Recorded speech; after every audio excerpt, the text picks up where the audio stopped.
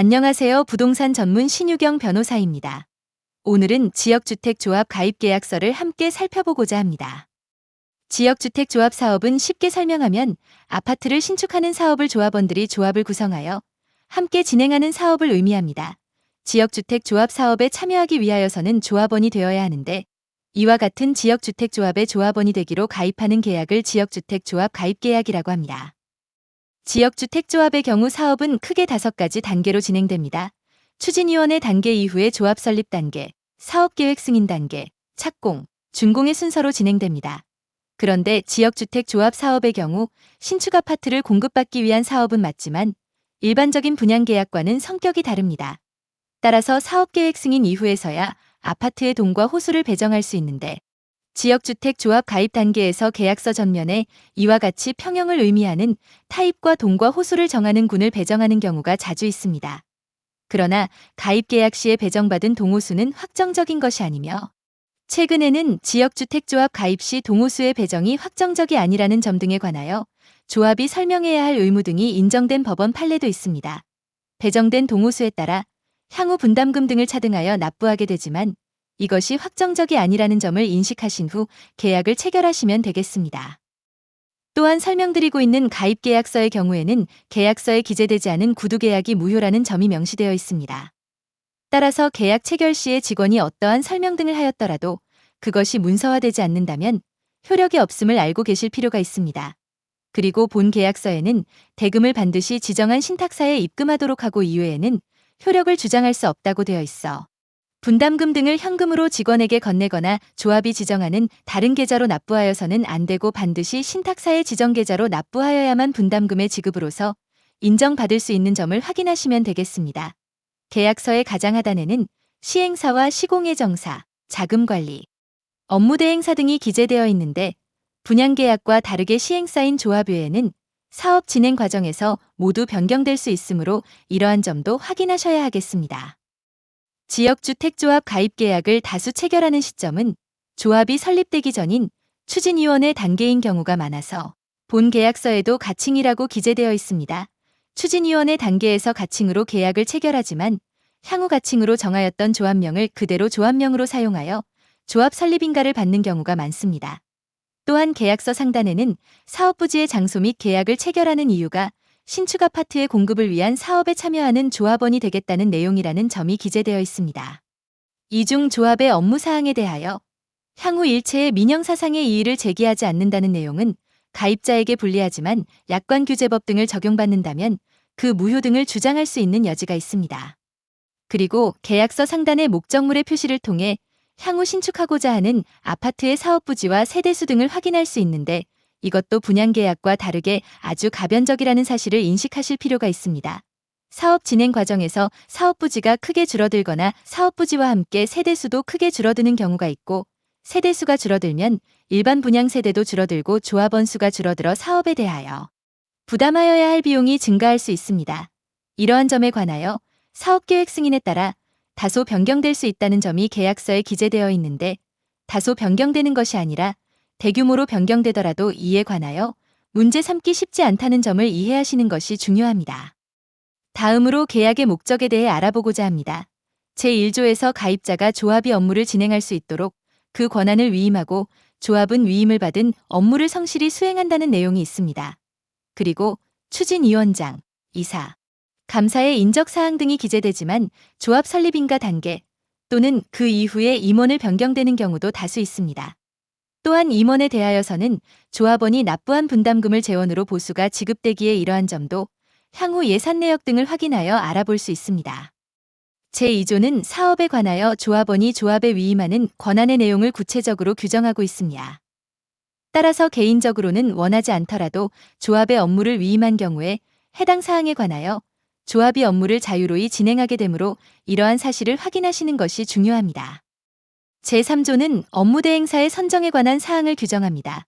업무대행사의 선정 등에 관하여서도 이의를 제기할 수 없다고 규정되어 있고 업무대행비 지급사항에 관한 내용도 포함되어 있습니다.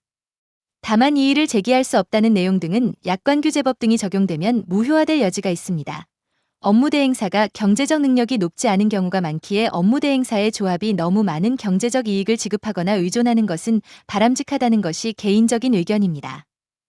따라서 조합원의 입장에서는 업무 대행사의 자격 및 업무 대행사에 지급되는 비용 등을 자세히 살펴볼 필요가 있습니다.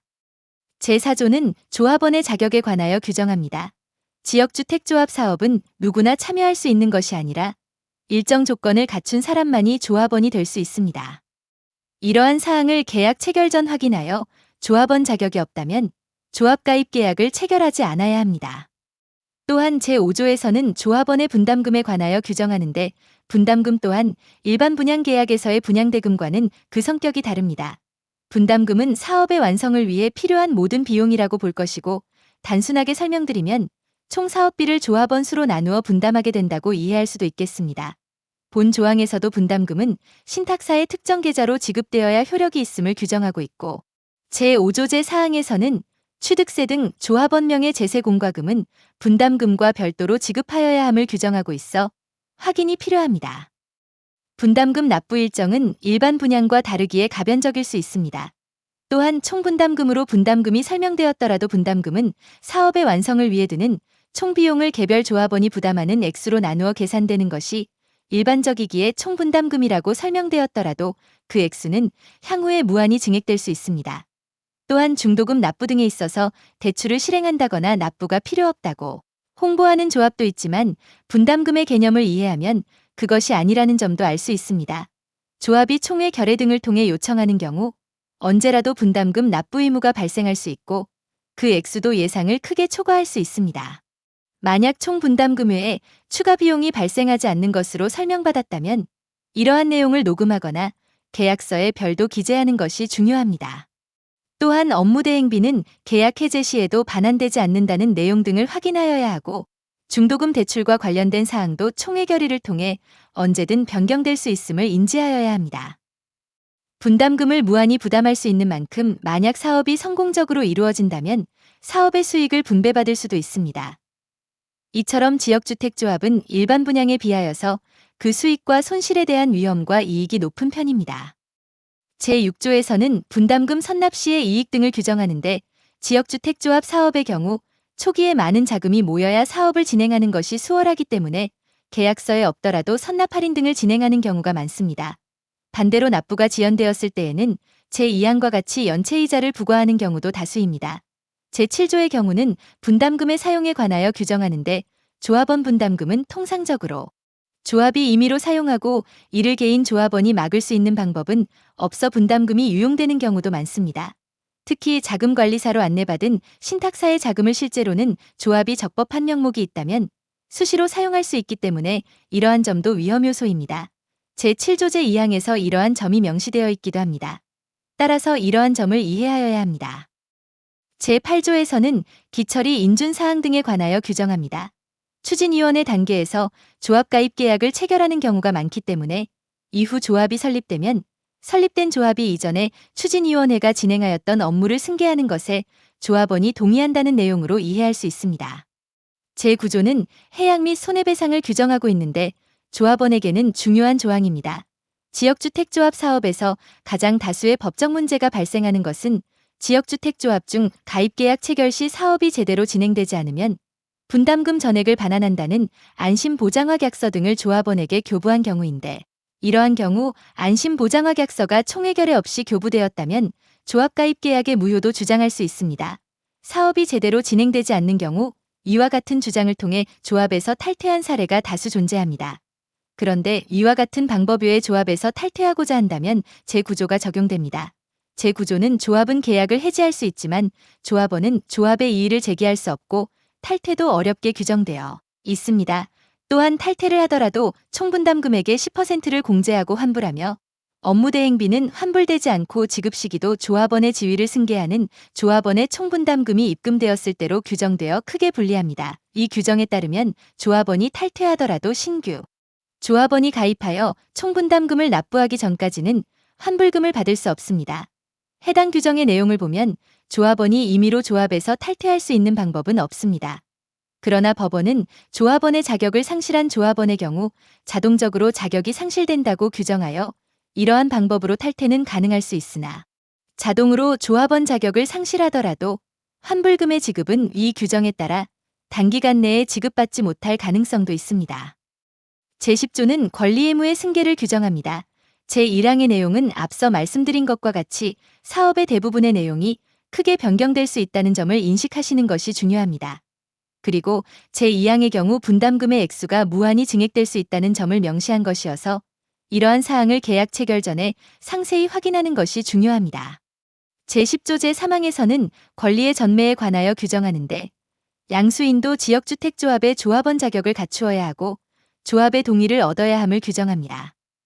따라서 전매 시 이러한 사항을 인지하고 있는 것이 중요합니다. 이외에 제5항에서 양수인이 모든 권리를 포괄 승계받는 점이 기재되어 있습니다.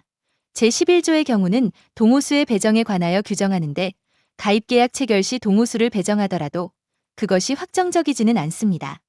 또한 자녀 세대 및 동호수 배정 방식 등에 관하여 규정하고 있어 이러한 점도 확인이 필요합니다. 제12조의 경우 일반 분양에 관한 사항을 규정하고 있고 제13조는 입주 절차에 대해 규정합니다. 제12조, 제13조의 경우 결국 사업이 제대로 진행되었을 때 발생할 수 있는 문제여서 추진위원회, 조합 설립인가 단계에서는 큰 의미가 없습니다. 입주 지연에 대한 이해 제기 등이 어렵도록 규정한 점도 조합원 가입자에게 불리한 계약입니다. 제14조는 향후 소유권 이전의 문제에 관하여 규정합니다. 제15호의 내용도 읽고 확인하여야 합니다. 계약서의 하단에는 가입계약 체결 일시와 가입계약의 내용에 이의가 없음을 기재하도록 되어 있습니다. 지역주택조합 사업의 경우 일반 분양과 그 법적 성격이 크게 다름에도 불구하고 단순히 일반 분양보다 저렴하게 신축 아파트를 공급받는 제도로만 이해하고 가입계약을 체결하는 경우가 있습니다. 따라서 계약서의 내용을 숙지하시어 안전하게 조합 가입 계약을 체결하실 수 있으셨으면 좋겠습니다. 그러나 이러한 내용을 인지하지 못하고 계약을 체결하신 이후에 탈퇴를 원하시는 경우가 다수 있었고 저희 사무실에서는 지역주택조합 탈퇴와 관련하여 다수의 소송을 제기하여 조합원 탈퇴 및 분담금을 전액 반환받는 내용으로 승소하였습니다. 개별 승소 사례는 홈페이지를 통해 확인해 주시면 되겠습니다. 감사합니다.